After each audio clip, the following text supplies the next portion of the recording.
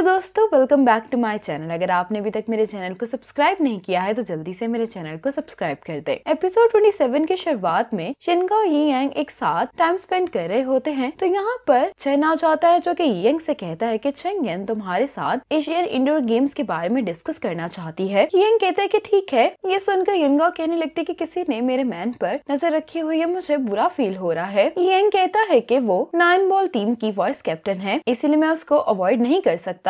यिनगा कहती कि मैंने ये तो नहीं कहा। अब यी यांग यिनगा को अपनी बैग पर कैरी कर लेता है और यहाँ से यी यांग चेन को आवाज देता है। चेन कहता है कि क्या इसके पाँव में मोच आ गई है, तो यी यांग कहता है कि नहीं। यिनगा उसको चुप भी करवा रही होती है, लेकिन यी यांग चेन से कहता है कि तुम चेंगयन को बता देना कि आज मैं अपनी मदर इन लॉ से मिलने वाला हूँ, इसलिए हम मीटिंग बाद में कर लेंगे। चेन कहता है कि ठीक है। ऐसे ही यी यांग यिनगा को अपने रूम में ले आता है। यिनगा एक जार में पड़े हुए बहुत सारे लाइटर्स को देखकर कहने लगती है कि क्या तुम्हें ये कलेक्ट करने का शौक है। यी यांग कहता है कि मुझे ये पसंद थे जब मैं अकेला हुआ करता था। यिनगा इस जार को खोलती है और इसमें से एक लाइटर निकाल के कहने लगती है कि ये वाला मैंने देखा हुआ है। तो यी यांग यिनगा को बेड पर बिठाता है तो यिनगा लाइटर चलाकर यी यांग से कहती है कि तुम कोई भी विश मांगो, मैं वो पूरी करूंगी। यी यांग कहता है कि मैं ये चाहता हूँ कि आज सब कुछ ठीक रहे। यिनगा कहती है कि तुम फिक्र नहीं करो, आज मैं तुम्हें प्रोटेक्ट करूंगी। यी यांग कहता है कि अगर तुम्हारे पेरेंट्स मुझे एक्सेप्ट कर लेंगे तो मैं कुछ भी करने के लिए तैयार हूँ। यी यांग यिनगा को ये कहकर किस करने लगता है, लेकिन यिनगा उसको कहती है कि हमें टाइम चेक कर लेना चाहिए क्योंकि हमें बिल्कुल भी लेट नहीं होना। यी यांग कहता है कि मैं जानता हूँ मुझे तुम्हारे पेरेंट्स से मिलना है तो मैं हरगिज भी लेट नहीं हो सकता। अब यी यांग तैयार होकर यिनगा के साथ इसके पेरेंट्स के घर पर आ जाता है तो यिनगा इसको कहती है कि मेरी मॉम मीटिंग में इसलिए वो हमें डिनर के लिए ज्वाइन नहीं कर पाएंगी, सिर्फ मेरी ग्रैंडमा और डैडी होंगे। लेकिन तुम फिक्र नहीं करो, मेरी मॉम ने कहा था कि हमें कुछ इंतजार करना होगा, वो वापस आ जाएंगी। अंदर आते हुए यिनगा कहने लगती है कि अब तो मैं नर्वस हो रही हूँ। यियांग कहता है कि तुम फिक्र नहीं करो, मैं अपना बेस्ट करूंगा। यिनगा कहती है कि तुम्हें तो पसीना आ रहा है। यियांग कहता है कि आज गर्मी है। ये कहते हुए यियांग अपना कोट उतार देता है और यिनगा कहती है कि तुम ये मुझे दे दो। यियांग कहता है कि अगर सब कुछ खराब हो गया तो मैं तुम्हें उठाकर भाग जाऊंगा। ये सुनकर यिनगा हंसने लगती है। अब यिनगा यियांग को लेकर अंदर आ जाती है और यियांग को अपने डैड से मिलवाती है। यहाँ पर मेंगशाओदोंग भी आया होता है। मेंगशाओदोंग कहने लगता है कि मैं स्नूकर क्लब के लिए अपने अंकल से मिलने के लिए आया हूँ और मेरी मुलाकात यहाँ पर डोंगजन सिटी के लीडर से भी हो गई है। यी यांग यिनगा के डैड को कुछ गिफ्ट्स देता है तो इसके डैड इसको यहाँ पर बैठने के लिए कहते हैं। यिनगा मेंगशाओदोंग से कहती है कि क्या तुम यहाँ पर मदद करने के लिए आए हो, तो मेंगशाओदोंग कहता है कि नहीं। यिनगा कहती है कि मेरे सामने प्रिटेंड मत करो। यिनगा के डैड कहने लगते हैं कि क्या तुम्हें मालूम है कि मैं भी एथलीट हुआ करता था,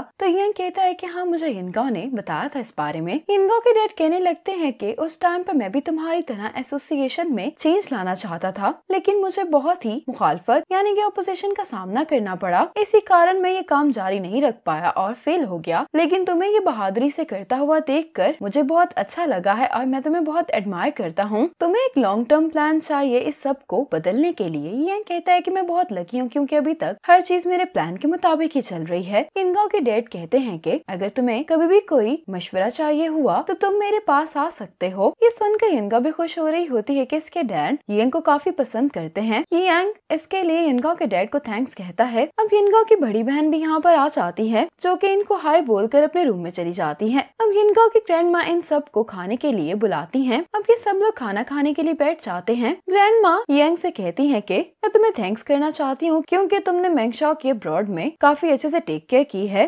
मेंगशाओ अपने भाई के मुकाबले में बहुत ही केयरलेस है, उसकी वजह से तुम्हें काफी दिक्कत हुई होगी ना। यियांग कहता है कि ऐसा नहीं है। यियांग कहता है कि मेंगशाओदोंग और मैं पुराने दोस्त हैं, इसलिए मुझे यिनगा के बगैर ही मेंगशाओ की टेक केयर करनी चाहिए थी। मेंगशाओदोंग कहते हैं कि वाकई में हम लोग बहुत अच्छे दोस्त हैं। यिनगा अपने डैड और ग्रैंडमा को खुश देखकर अब काफी सेटिस्फाइड दिखाई दे रही होती है। खाना खाने के बाद यिनगा के डैड बाहर जा रहे होते हैं। यियांग से दोबारा भी घर आने के लिए कहते हैं और ये कहकर यिनगा के डैड यहाँ से चले जाते हैं। अब यिनगा और यियांग एक दूसरे को देखकर मुस्कुरा रहे होते हैं। यिनगा अपनी ग्रैंडमा को काम करता हुआ देखती है तो यियांग से कहती है कि मुझे ऊपर जाकर अपनी ग्रैंडमा की मदद करनी होगी, तुम मेरा यहीं पर इंतजार करो। ये कहकर यिनगा चली जाती है और यियांग यिनगा की बड़ी बहन वूतोंग के पास आकर बैठ जाता है। वूतोंग यियांग से कहती है कि तुम 7th सेकेंडरी स्कूल में पढ़ा करते थे ना, हम पहले भी मिले हैं। यियांग कहते कि तुम्हारा नाम भी जाना पहचाना लग रहा था, तुम यानफू की गर्लफ्रेंड हो ना। तो वूतोंग कहती है कि ब्रेकअप के बाद हमारे एक दूसरे से कोई भी कांटेक्ट नहीं है। यिनगा नीचे आकर यियांग को अपनी मदद करने के लिए बुलाती है। यिनगा यियांग से पूछती है कि मेरी बहन ने तुमसे कुछ कहा तो नहीं। ये यांग कहता है कि मैं मैच्योर इंसान हूँ, मुझे क्या कह सकती है भला। यिनगाओ कहती है कि खाने के दौरान वो खुश दिखाई नहीं दे रही थी, इसी वजह से मैं थोड़ा सा परेशान हो रही थी। यिंग कहता है कि हमारी थोड़ी सी बात हुई थी और हमें मालूम हुआ कि हम पहले भी मिल चुके हैं। यिनगाओ ये सुनकर खुश होती तो यिंग कहता है कि तुम्हारी बहन मेरी क्लासमेट की फ्रेंड थी। यिनगाओ कहती है कि उस टाइम पर तुम नेशनल चैंपियन थे ना। यिंग कहता है कि हाँ, मुझे तुम्हारे स्कूल पर स्पीच देने के लिए भी इनवाइट किया गया था। यिनगाओ पूछती है कि कब की बात है। यिंग हंसते हुए कहता है कि जब तुम प्राइमरी स्कूल में थी। इतने में ही यिनगाओ की मॉम भी घर पर आ जाती हैं। यिंग से कहती हैं कि मैं थोड़ा सा फ्रेश हो जाऊं, फिर हम बात करते हैं। यिनगाओ फ्रूट्स काट रही होती तो यिंग इसको कहता है कि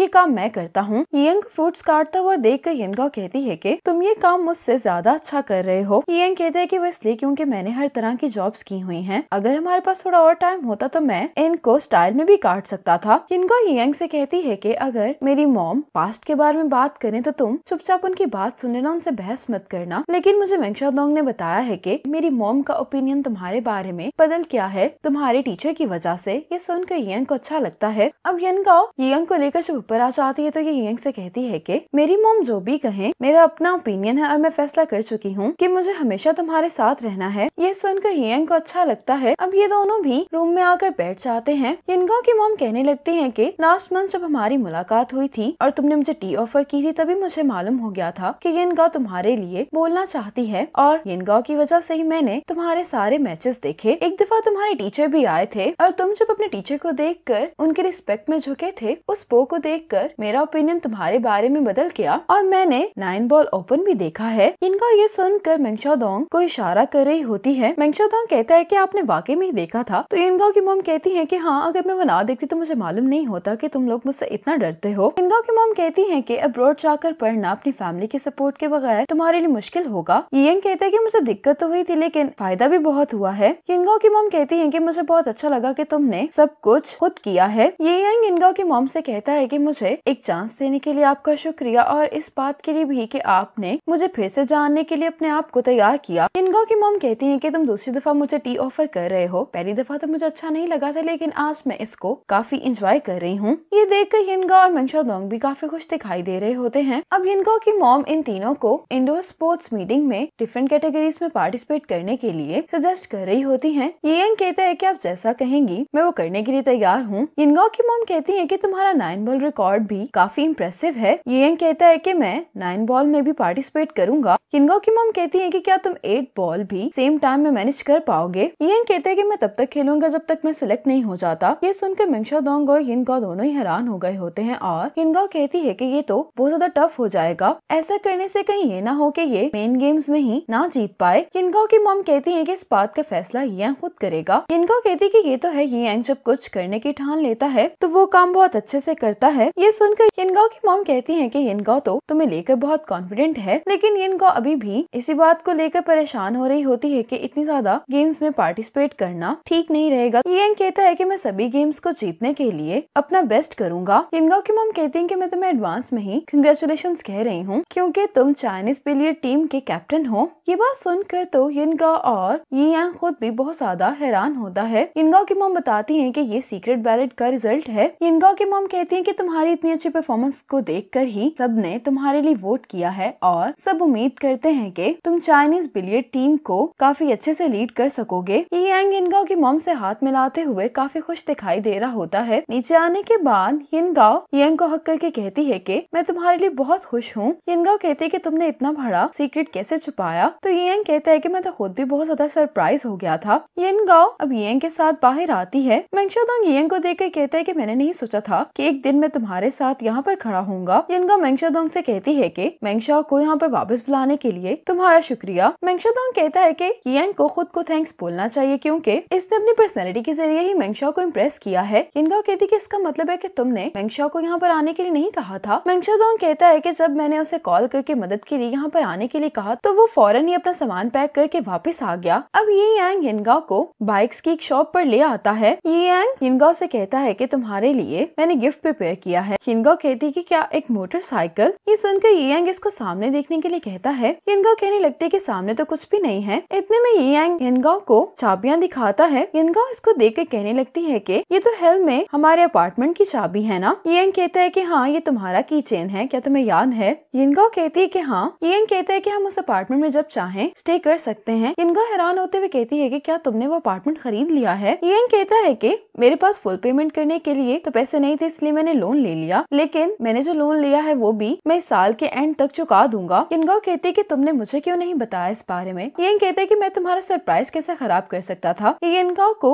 ये चाबियां देते हुए कहता है कि जब हम वहाँ पर जाएंगे तो अपना पेपर वर्क मुकम्मल कर लेंगे, और यिनगा से कहता है कि ये घर तुम्हारा होगा। यिनगा ये सुनकर थोड़ी इमोशनल हो जाती है। यिनगा कहती है कि तुम्हें पैसे वेस्ट करने आते हैं, ऐसा भला कौन करता है? कोई भी पहले यहाँ पर घर खरीदेगा अब्रॉड में घर खरीदने से पहले। यंग कहता है कि तुम वेडिंग हाउस की बात कर रही हो। यिनगा कहती है कि मैंने वेडिंग हाउस की तो बात ही नहीं की। यंग कहता है लेकिन फिर भी मैं तुम्हें तो हमारा वेडिंग हाउस खरीदने नहीं दे सकता ना। यिनगा कहती है कि मैंने ये तो नहीं कहा कि मैं तुमसे शादी करने वाली हूँ। यंग कहने लगता है कि क्या तुम किसी और से शादी करोगी? यिनगा हंसते हुए कहती कि नहीं। इतने में यहाँ पर इनकी बाइक आ जाती है। यिनगा जब हेलमेट पहनती है तो ये यंग से कहती है कि क्या ये अच्छा लग रहा है? तो यंग इसको देखकर हंस रहा होता है। तो यिनगा कहती है कि कहो ये अच्छा लग रहा है। तो यंग भी हंसते हुए कहता है कि हाँ ये तुम पर अच्छा लग रहा है। यिनगा जब यंग को हेलमेट पहनाती है तो कहने लगती है कि तुम बहुत क्यूट हो। अब राइड के दौरान यिनगा यंग से कहती है कि मेरा कहने का पहले वो मतलब नहीं था। तो यंग भी मुस्कुराते हुए कहता है कि मुझे मालूम है। इसके बाद यंग यिनगा को इसके घर वापस ले आता है। यिनगा इसको कैप्टन बनने पर कंग्रेचुलेशंस कहती है। ये कहकर यिनगा इसको किस करती है। ये यंग कहने लगता है कि मुझे बहुत बुरा लगता है कि हमें अलग होना पड़ता है। यिनगा कहती है कि बहुत जल्द मैच के बाद हम दोनों रोज मिल सकते हैं। इसी मोमेंट पर एपिसोड 27 खत्म हो जाती है।